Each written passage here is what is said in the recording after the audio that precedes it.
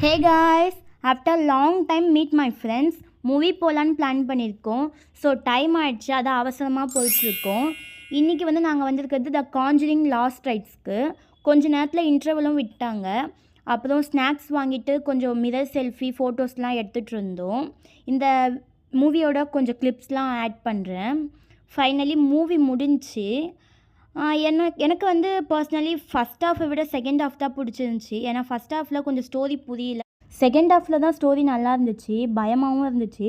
First ஹாஃபில் அவ்வளோ பயமாகவும் இல்லை. நீங்கள் பார்த்துருந்தீங்கன்னா உங்களுக்கு எப்படி இருக்குதுன்னு சொல்லுங்கள். கொஞ்ச நேரம் மால் சுற்றி பார்த்துட்டு வாஷ்ரூமில் போய் கொஞ்சம் ஃப்ரெஷ்அப் ஆகிட்டு இருந்தோம்.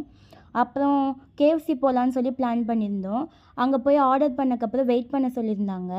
கொஞ்ச நேரம் வெயிட் பண்ணதுக்கப்புறம் எங்களோட ஆர்டரும் எங்களுக்கு வந்துடுச்சு. 3 பேரும் நல்லா சாப்பிட்டுட்டு பத்தலைன்னு சொல்லிட்டு கொஞ்சம் விங்ஸ் ஆர்டர் பண்ணியிருந்தோம்.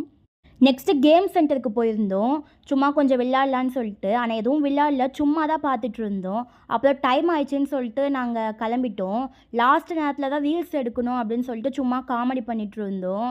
அப்புறம் கிரவுண்ட் ஃப்ளோரில் இந்த டர்க்கிஷ் ப்ளே ஐஸ்கிரீம் சொல்லிட்டு இருந்துச்சு. ரொம்ப நாளாக ட்ரை பண்ணணுன்னு நினச்சேன். இன்றைக்கி நான் ட்ரை பண்ணேன், நல்லா இருந்துச்சு. அதுக்கப்புறம் கீழே வந்துட்டோம். ஃப்ரெண்டு கொஞ்சம் ஷாப்பிங் பண்ணியிருந்தா ஜூடியோவில், அதை வீடியோ எடுக்க மறந்துட்டேன்.